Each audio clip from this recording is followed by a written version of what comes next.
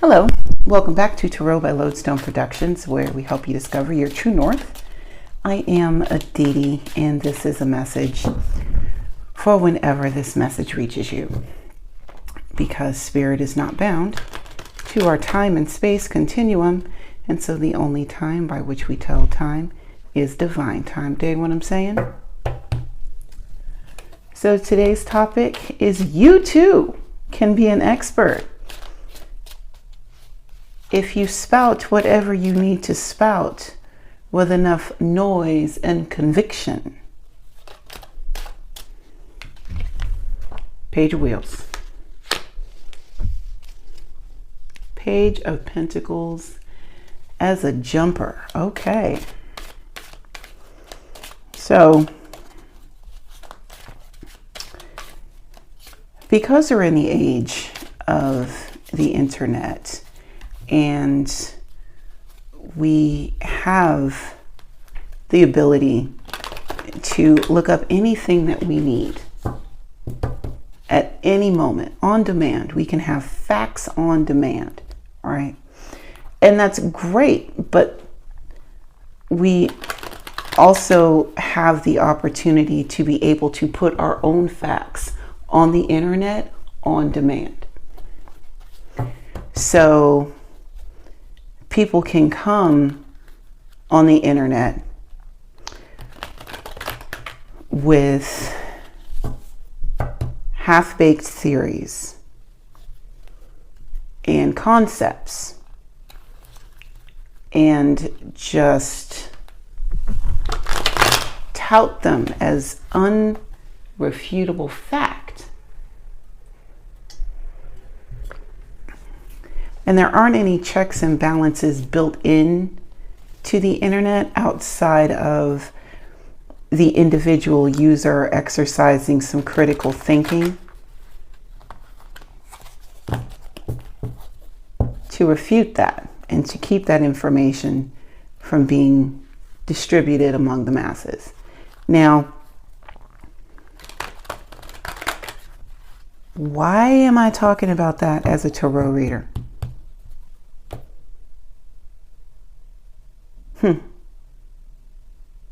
Well, personally, I understand how serious it is. Like, people come to readers because they're looking for something. They're looking for guidance. You know, they're checking in to make sure that they're actually moving in the right direction, you know? And there are a lot of readers who take that seriously. But I've also seen some other readers kind of come and go and use it as, say, a cash grab, or use the cards as a vehicle to be able to further their own agenda, whatever it may be. I mean, it's no different than people using other branches of organized religion for selfish gain, or the passion play that is our political system worldwide. But that's for another reading. Today, the topic is, if you say it loud enough, and if you say it with enough conviction, you too can be spitting facts. So, let us check our spiritual voicemail, see what's what. We've got the Page of Pentacles, Five of Wands, Page of Swords, Four of Wands, Two of Wheels, and Knight of Wands. Okay, the parents are working late. Okay, and the 12-year-old is in charge. Okay, the 15-year-old is in charge, but the 15-year-old does not want to do this. The 15-year-old is too busy being 15 and does not have time to deal with the 8-year-olds fighting. Okay.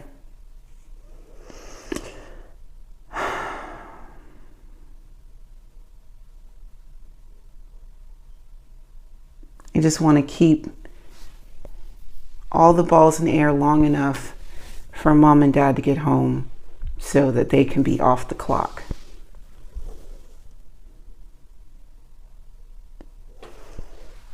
And here are these half-baked theories that I was just talking about with this page in night energy and the 5s and 4, with the 5 and 4, and also with the 2. All of these are very early in their respective stories, right? All of them. This is just now, getting the concept, the higher concept of how to keep the books. This is just now understanding that the world is bigger than just your household with the Page of Swords. The 5 of Wands is, wrestling with these facts, and understanding that you are no longer a child with this page action. Like, you feel like a kid because you're learning new stuff, but what you do from this point forward, it has impact. 5 of Wands. It has real and true impact at that, right? Then we've got the 4 of Wands and the 2 of Wheels here. This is a foundation, but it's just that. No walls, no roof, no door, no family. A foundation. A slab. A well-poured slab, but a slab nonetheless. It might still have wood on the outside. 2 of Wheels is just now having two pennies to rub together. Spirit, you got jokes. And then the Knight of Wands is a far cry from the King of Wands. Yes, there's passion here. Yes, there's fast movement. Yes, there is hair. Toss it. Absolutely. But that's kind of where it stops. Because, see, the Knight of Wands hasn't learned about how to have some couth with shit. See, he's just now starting to smell himself, and he don't realize that he actually smells like onions. He's not there yet. So yes, there's a lot of newness here. Half-baked theories. You've got the Hanged Man, 9 of Wands, 9 of Cups, 7 of Wands, 10 of Wheels, and Ace of Wheels. So, Hanged Man, pause, look at things a little bit different. Let me play devil's advocate for you. Oh my God. Yeah, that's no fun. No fun at all. The 9 of Wands and the 9 of Cups. This is being battle tested.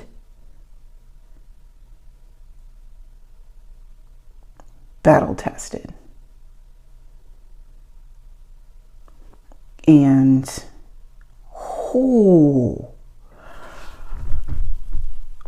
and the 9 of Cups is the wish fulfillment.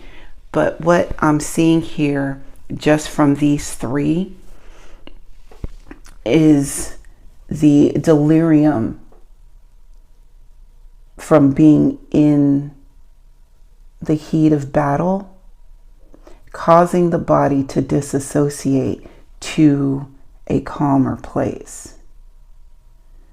Like being in the 9 of Wands energy, thinking that you're in the 9 of Cups.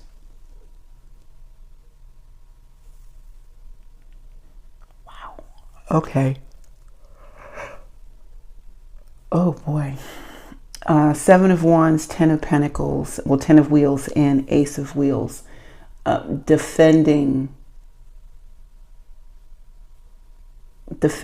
this I have it lifestyle.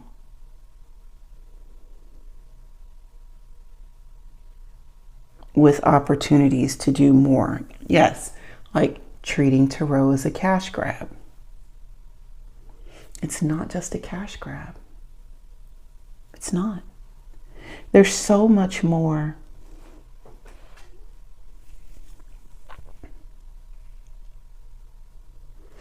It's literally, it's like a gift to humanity. And I understand that, in recent days that it's picked up popularity in recent years. But there's still a science. There's still a science to it. And while people are, willing to part with cold hard cash for someone to interpret cards for them, just understand that this is, even the ability to interpret the cards for like the public, that in and of itself is a gift. Having a voice that people want to listen to is also a gift. That should not be taken lightly. Like usually when you see these talking heads, there's something about them. There's this charisma about them that will draw the people in to listen to whatever it is that they're saying. And it doesn't have to be the truth.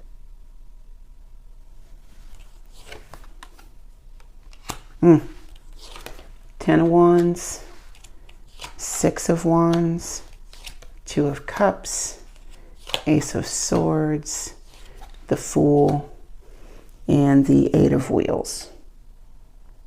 Yes, it doesn't necessarily have to be the truth. And finding yourself listening to and then adopting the opinions of these talking heads can be overwhelming if you don't take the time to find out what you actually think. Just because it sounds good doesn't mean that it's good for you, all right?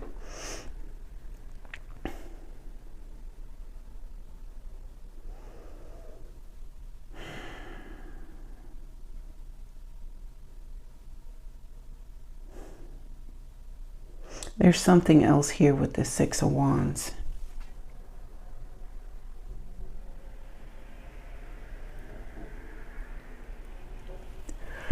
There's something else here. I'll come back to you, but I know there's more there. Okay. I'm becoming overwhelmed with all of the talking heads and adopting their opinion as fact.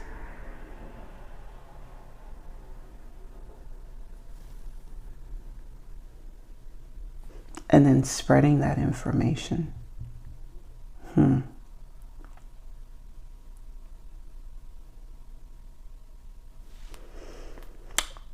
There has to be, at some point you're going to have the voice of reason cutting through. And I see the Ace of Swords here. So even with all of this noise that is happening all around, Spirit has a way of piercing through all of that with such precision. It's really beautiful if you look at it. Setting you free from the opinions of people that you may never even meet with the Fool, right? Or being so burdened. It's like looking at the two of them. They are almost in the same position.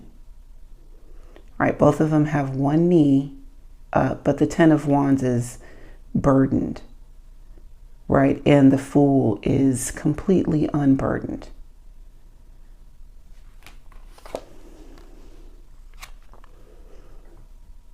Just ready to jump off the cliff and go on an adventure, right?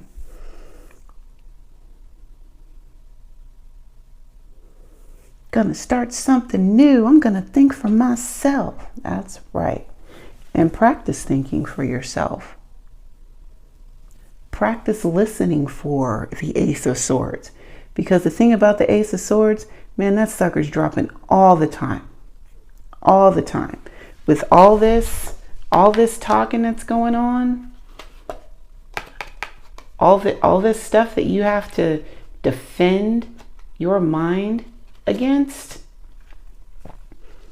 all day, every day. I mean, you've been on your phone. You know how it goes. Like, practicing listening for spirit to come through and tell you what you need to know. That it's an exercise. You've got Judgment, the Devil, Justice, Chariot, Queen of Swords, and Page of Cups. Yeah, and here come the big guns. So now these theories that are coming up, you know, they start to pick up some traction and whatnot. And now that they've you know, got a little grip on them and have started to take over the populace on a whole, you know, now spirit has to come in and be like, hey, okay, first thing we're going to do is lance this wound. That's first thing. And then with the Devil card, we're going to get all of the impurities out. We have to squeeze it out, flush it out, but it has to be removed, right? Then we can go about with the Justice. Then we can go about addressing what is left. Whatever flesh and bone have not rotted away as a result of all of this spiritual, emotional, intellectual entropy that has set in. Now that all of that is cut away, now we get to work on the stuff that's left that's still good. And with the Chariot, get it into triage, get it out of here, so that it has an opportunity to actually heal with the Queen of Swords. It's hard, but it's fair.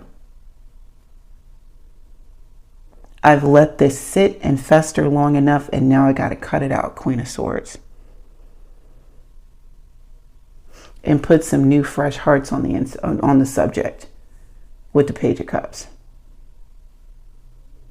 See, this hard, solid energy with these two pages and this Knight over here, it's very decisive, but the Page of Cups is a little more malleable. It's a little more pliable, right? Because we're talking about emotions. And with emotions, there's a liquidity property. There's like a liquid property about it. It's moldable, right? And you'll need this moldable material to come in and wrap itself around the wounds that these half-baked theories have left.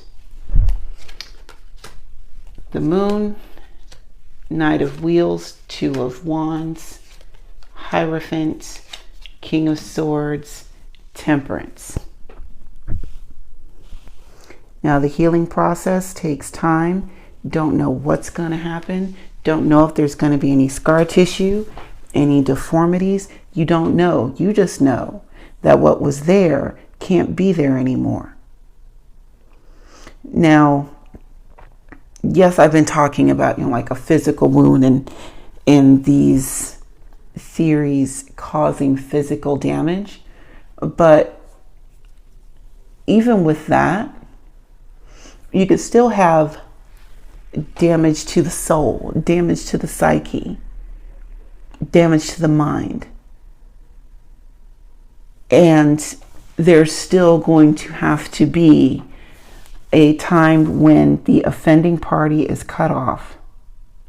The offended party has to get away and do some immediate work to stop the damage, number one, and then build up what has succumbed to the damage, number two. But in the process of that, we don't really know what's going to happen at the end of this healing process. And here it is with the moon.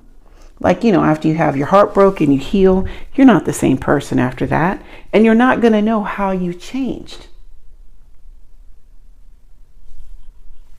When everything that you have come to know about your spiritual path is challenged and broken down, and now you have to rebuild it, you don't know how, while you're in the process of rebuilding, you don't know how you're going to be.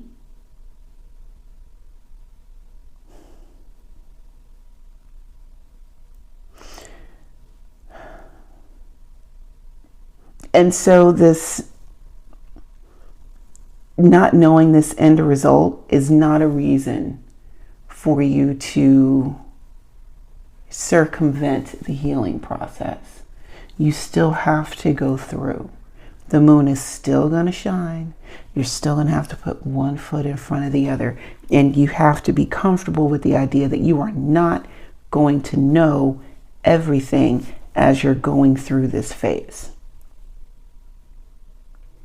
The Knight of Wheels and the Two of Wands are here. The Knight of Wheels is the parade bringer, the harbinger of good tidings.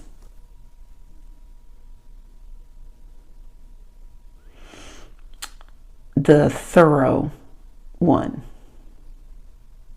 This is the nurse that you want to have on call while you're going through this healing process. Because if something goes awry, they're going to see it on the onset. They're not going to let things sit and fester, right? That's Knight of Pentacles. He is very much focused on what's in front of you and make sure that it's done right before moving forward. But Two of Wands, there will be moving forward. Period. Period. And with the Hierophant here, because we are in the healing process, the Hierophant would literally be the splint and or cast that is wrapped around the broken parts, so that when it does heal, it has a solid foundation on which to mold itself to. And then you've got the King of Swords, and this is Mr. Whole Truth, nothing but the truth, so help you me. He is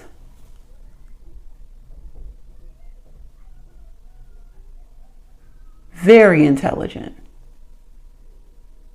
so smart, and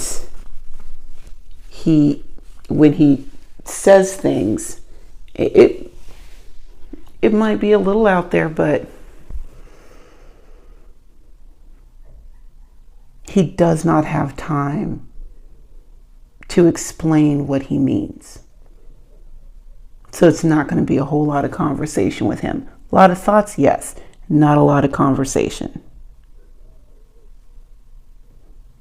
But when time comes for somebody to get the job done, he too will get it done. And then there's Temperance, taking all of these things. Old you, new you, hurt you, healed you, broken you, repaired you, and blending them and turning them into a brand new you.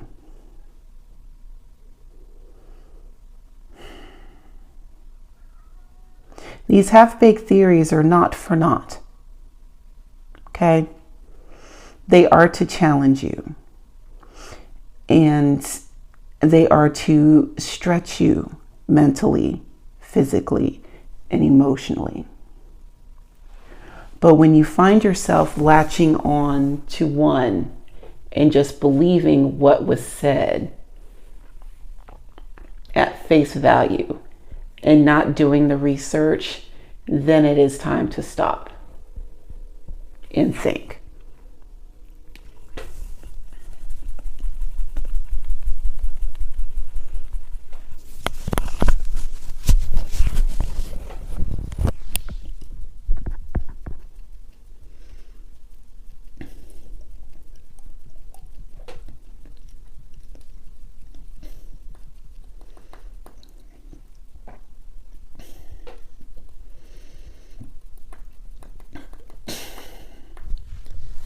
Is this the information that I should be retaining, or should I go back and actually do some research?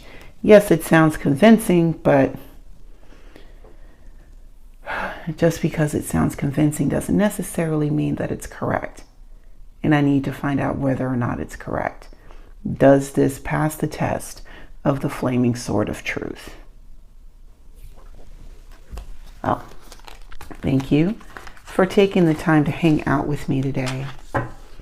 And until we meet again, remember to be good to yourselves and to each other. And I will see you next time.